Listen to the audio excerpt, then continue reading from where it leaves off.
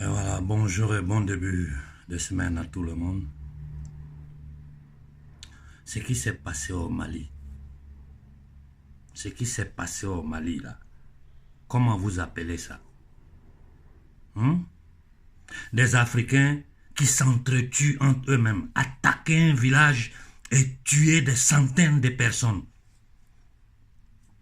Dites-moi quelles sont les motivations qui poussent les Africains à se massacrer entre eux. Moi, je ne comprends pas. Quelles sont les motivations?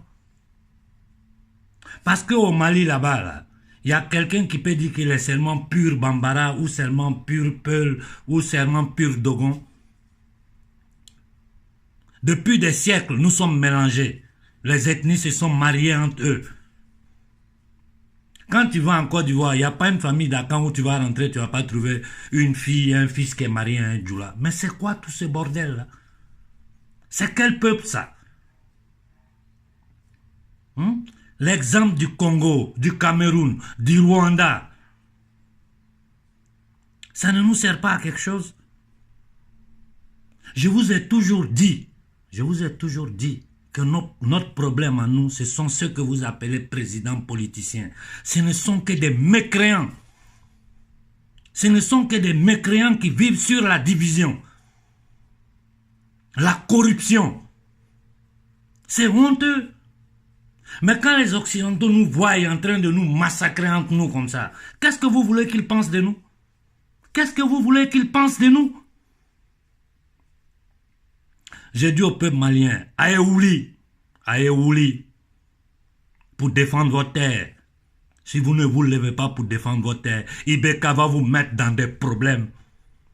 La Côte d'Ivoire, c'est qu'Alassane a combiné, ça est sous les yeux de tout le monde. Et je vous le répète, ni Alassane, ni Soro, ni Afi, ni Bédier ne feront rien pour la Côte d'Ivoire. Ce sont tous des vendus au service des impérialistes. Et vous le savez. Vous faites semblant de ne pas savoir. Vous le savez. Vous suivez des gens par appartenance ethnique ou par appartenance religieuse. Ça fait combien d'années on vous dit ça? C'est quoi ça? Aujourd'hui, le Mali n'existe plus. Si les Peuls se lèvent pour dire qu'ils vont se venger là, où on va finir avec ça? Ce maudit de Ibeka qui va pleurer en France pour je suis Charlie là, en première ligne. Il pleure comme un enfant. Comme si c'est sa mère qui était décédée. Nous ne pouvons rien tant que nous restons dans ce paradigme qu'ils nous ont imposé. Vous avez vu au Sénégal, Macky Sall a gagné. Et si on arrive aux élections en Côte d'Ivoire, je ne pense même pas qu'on va y arriver. Ils vont foutre le bordel avant ça. Alassane va rester au pouvoir. Ou Alassane reste au pouvoir, ou c'est la guerre civile qui déclenche. Nos parents sont morts il y a quelques années de cela.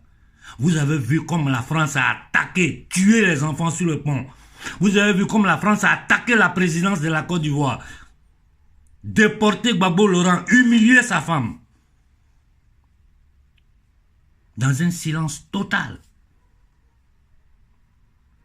Ceux que vous appelez présidents, ils sont assis, ils ont tellement volé, ils savent que leur doigt est dans la bouche de ces Occidentaux. Ils ne peuvent pas parler. Ils sont restés silencieux, ils ont assassiné, massacré Kadhafi sous nos yeux. Personne n'a parlé. Et des imbéciles qui sortent pour dire, ouais, c'est le FPI qui va organiser. De quel FPI vous parlez? De quel FPI vous parlez? Voilà Gbagbo, il est otage ici en Occident, il ne peut pas rentrer chez lui. Pendant qu'Alassane, sa femme et le fils de sa femme sont en train de jouir des biens de la Côte d'Ivoire. Et vous êtes là encore, vous êtes derrière. Mais ça, c'est quel peuple maudit ça là? Où vous voulez arriver avec ça? Et je vous dis, vos conneries de guerre, ne me mettez pas dedans. Depuis le départ, ma position est claire. Moi, j'ai dit, nous devons nous lever et occuper toutes les ambassades de France en Afrique. C'est la seule solution que nous avons pour faire trembler ce monde-là. Tant qu'on ne fait pas ça, on n'ira nulle part. C'est quoi ça? Ce matin, très tôt, je suis sorti pour aller croiser des jeunes Africains. Parce qu'ils m'ont signalé certaines choses. Le peu d'argent que j'avais dans ma poche, je leur ai laissé ça pour manger. Des enfants de 17, 15, 19 ans, 20 ans qui n'ont pas à manger. Ils t'expliquent dans quelles conditions ils vivent. Où est notre dignité? Et regardez toutes les lois qui sont en train de créer en Europe pour tenir ces enfants-là dans des conditions de non-vie. Partout en Europe, on est humilié, maltraité.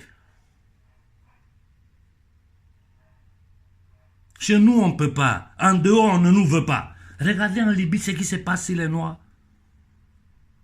Et vous êtes là, vous parlez de partis politiques. Mais ça sert à quoi? Où nous nous levons et nous faisons une révolution globale en Afrique pour dire à ce système féodal, criminel, impérialiste, esclavagiste que ça suffit. Nous n'accepterons plus ça ou bien nous perdons le temps.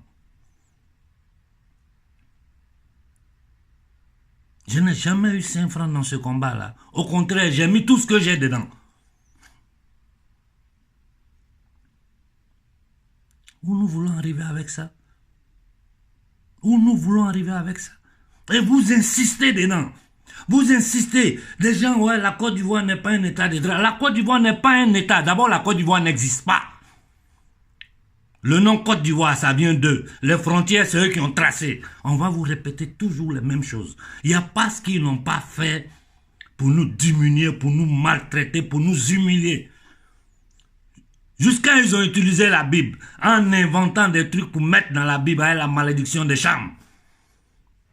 Ouais, la vidéo que j'ai partagée, on lance des graines aux Africains comme des pigeons, ils n'ont qu'à manger. On nous expose dans les eaux. Aujourd'hui, là, tu regardes la condition de l'homme noir dans le monde. C'est quoi ça? C'est quoi ça? Et vous êtes là, vous êtes dans des polémiques inutiles. Je vous ai dit, moi je veux être leader de personne. Et tout ce que je sais, si je me mettais dehors, c'est d'autres Africains. Parce que tous les traîtres qu'il y a parmi nous là, eux ils savent que moi je sais. Ils savent que je sais. Quand tu arrives à un certain niveau de contact, tu sais beaucoup de choses. Je ne parle pas, comme je vous ai dit, mon objectif, c'est nous unir. Mon objectif, c'est pas nous diviser. Donc ceux qui veulent m'attaquer là, continuez. À chaque fois que vous parlez, quelqu'un m'informe. J'ai jamais réagi. Parce que le combat là est trop grand pour vos petitesses, votre petit ego que vous cherchez à manger sur le dos d'un peuple qui est meurtri. Quand je dis l'Afrique est un hôpital psychiatrique à échelle continentale, c'est à cause de ça. Nous qui pouvons faire quelque chose pour sortir notre peuple de là, nous sommes bloqués dans des conneries. Allez rencontrer nos enfants pour voir dans quelles conditions ils vivent. Le gouvernement italien est sorti avec cette déclaration fracassante qu'une autre fois je remercie. Parce que je savais, j'ai été au plus haut niveau du gouvernement à parler et que j'ai laissé une interview là-bas qui a été projetée, qui a été diffusée au Parlement italien. Et je sais que Kémy aussi leur a laissé des documents. Mais je n'ai jamais ouvert ma bouche pour parler. Parce que je ne suis pas dans du matu vu.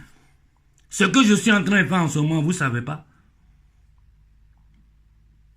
Et j'ai toujours répété, je peux combattre comme je veux, mais moi seul, je ne peux rien. Il n'y a que dans l'union que nous pourrons sortir notre peuple de cette torpeur. C'est un système féodal qui dure depuis des siècles. Depuis des siècles. Il le change en fonction du temps. Sinon, rien n'a changé. Nous sommes toujours en esclavage. Une nouvelle forme d'esclavage adaptée au 21e siècle. C'est dans ça que nous vivons. Ou bien nous nous rébellons de façon pacifique. Je répète toujours, on n'a pas besoin d'armes. Tu ne peux pas, avec les armes, avec la violence, tu ne génères que de la violence. Et j'ai dit à tous ces nègres des salons qui sont en train de crier non au racisme là. Avant de crier non au racisme, crier non au crime que notre peuple subit, ce qui crée cette immigration qui génère ce que vous appelez racisme. Si moi-même j'étais occidental, citoyen normal, j'allais me demander ce qui se passe. Pourquoi ces gens-là quittent chez eux pour venir chez moi? Et c'est nous qui devons les expliquer pourquoi la jeunesse africaine fuit. C'est parce qu'ils n'ont pas d'espoir. C'est parce qu'ils n'ont aucune possibilité. à cause de ces voyous, ces criminels que vous appelez président. Ça suffit. Ou nous nous rébellons en occupant les ambassades de France, en faisant des manifestations partout dans le monde pour obliger l'oligarchie criminelle occidentale à se retirer, pour remettre tout en jeu sur l'échiquier international, ou bien nous allons être esclaves. De toute façon, ils ont pété le Mali, le Cameroun, le Congo, mais c'est du n'importe quoi. Vous n'avez pas honte? Vous n'avez pas honte? Où nous allons arriver avec ça? Nous sommes humiliés du matin au soir. Tu sors le regard des gens sur toi. Une personne comme moi, je ne la sens pas parce que les gens me connaissent. Mais là où je rentre, on ne me connaît pas. Je sais comment on me traite. On nous traite comme des envahisseurs, des misérables, des minables. Et vous êtes là, vous parlez de... On va l'autre. Vous allez aller dans quelle élection? C'est du n'importe quoi ça. Prenez conscience, hein. Il faut que nous nous levons et nous donnons dignité à nos peuples. Si nous ne le faisons pas, ce qui va nous arriver maintenant, ce qui est arrivé dans le passé, c'est peu. Et j'ai dit aux Maliens, ne vous laissez pas manipuler. Quand ils viennent là, ils ne font pas de différence entre Bambara, Dogon, Peul, ceci. C'est nègre, ils voient. Donc c'est inutile de vous entretuer. Voilà ce que j'avais à dire ce matin. Bonne journée à tout le monde.